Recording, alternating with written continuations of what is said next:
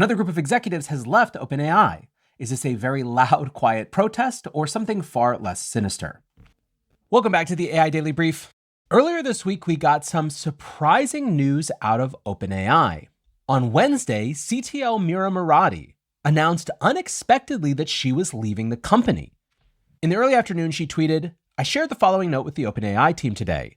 The note says, after much reflection, I've made the difficult decision to leave OpenAI. My 6.5 years with the OpenAI team have been an extraordinary privilege. Gratitude, gratitude, gratitude." And then she basically argues that now is a good time, that O1 marks a new era, speech-to-speech marks a new era, that these are inflection points, and as an inflection point, it's a good moment for her to exit stage left. In terms of what she wants to do, she says, "I'm stepping away because I want to create the time and space to do my own exploration." In other words, she says actually nothing about what she's going to do or why she's leaving. Sam responded to her tweet with what he had originally responded in their Slack. "Mira, thank you for everything. It's hard to overstate how much Mira has meant to OpenAI, our mission, and to all of us personally.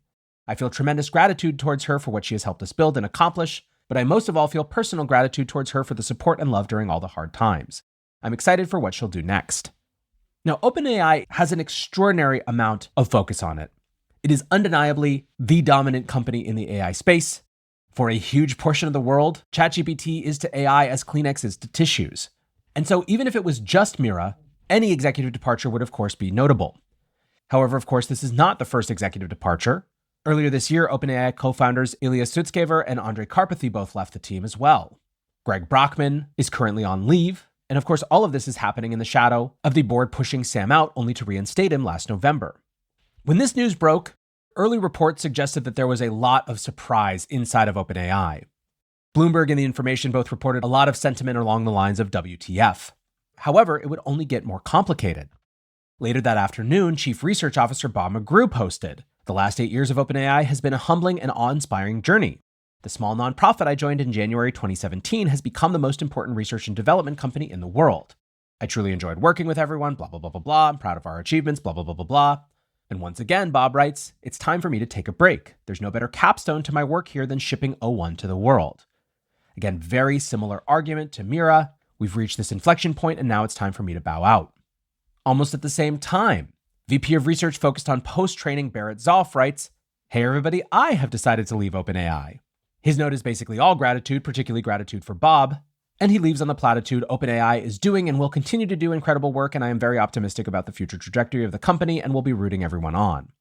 So not one, not two, but 3 executive departures, all in the span of about 6 hours.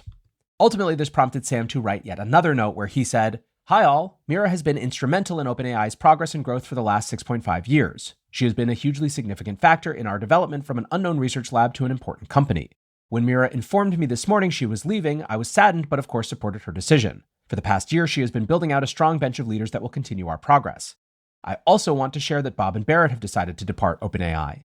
Mira, Bob, and Barrett made these decisions independently of each other and amicably, but the timing of Mira's decision was such that it made sense to do this now all at once, so that we can work together for a smooth handover to the next generation of leadership." So a couple things that are interesting from Sam's note.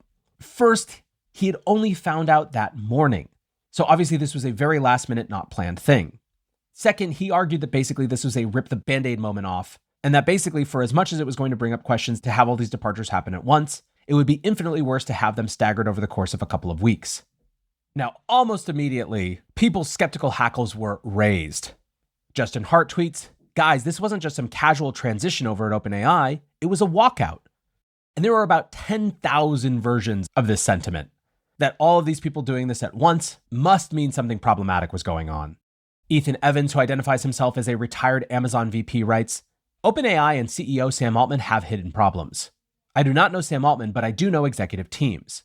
Executives only leave a wildly popular unicorn that supposedly has a $150 billion valuation as a last possible resort.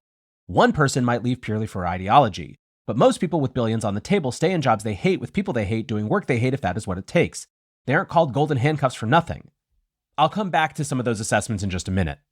As people try to figure out, though, if there was maybe some different or bigger catalyst going on here, Reuters broke some new details about the reports that we had been getting that OpenAI was in the process of converting itself from a nonprofit to a for-profit.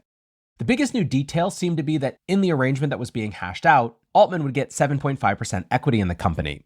At the reported $150 billion valuation that the company is raising at right now, That would be more than $10 billion directly to Sam. This was not well received by many. Solopreneur guru Levels.io writes, Sam Altman will give himself 7% of OpenAI, which at its current valuation of $150 billion would be $10.5 billion in shares. Levels, like so many, pointed to past comments of Sam saying that he wasn't doing this for the money and concluded, I'm a capitalist and I love people getting rich off their businesses. What I personally don't like is the snaky way Sam is doing all of this. You never know if he's telling the truth or not.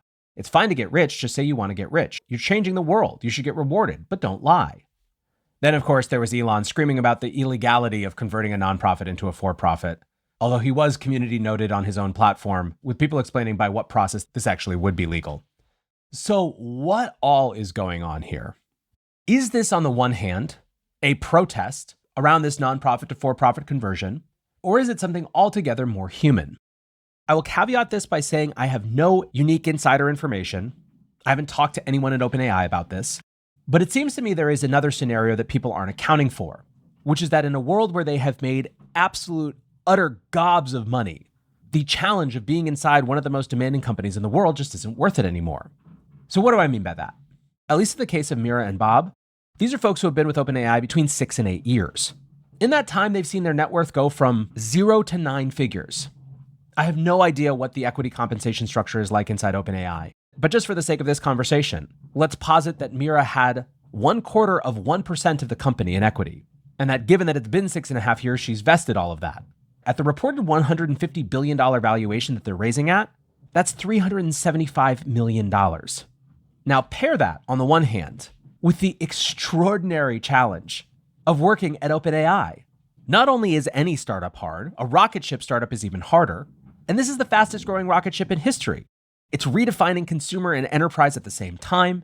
It is ushering in an entirely new era of computing. It is in the public eye like basically no company before it, because there is a large community of people who say that if they get their business wrong, the world ends. The point of all of this is that this is not an easy job. And at some point, if you've already made that much money, you just get tired. Former OpenAI, now Google product lead Logan Kilpatrick added weight to this, saying, Mira deserves to take a break. She's been sprinting at OpenAI for 5+ years. Everything doesn't need to be a controversy. Janin writes, my very boring take is that OpenAI leadership is mostly leaving because they've spent a lot of time at the hottest company in the world and now can raise incredible amounts of money to do anything in the world they want, or get paid a lot to have a much easier job.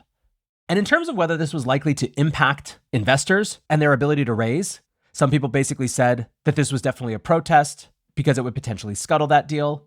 My base case is that absolutely no way that would not happen.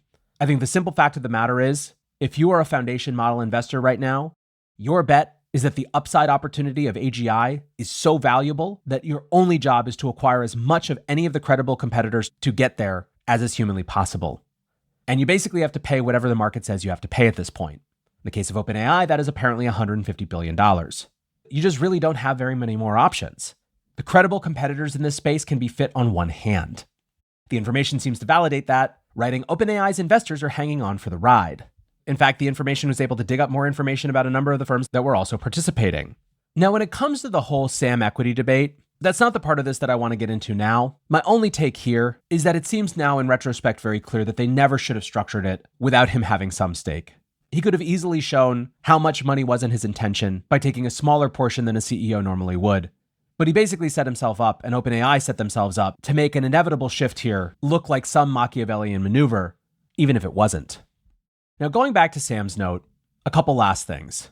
First of all, Sam does seem to give credence to the idea that part of this might just be simple human exhaustion.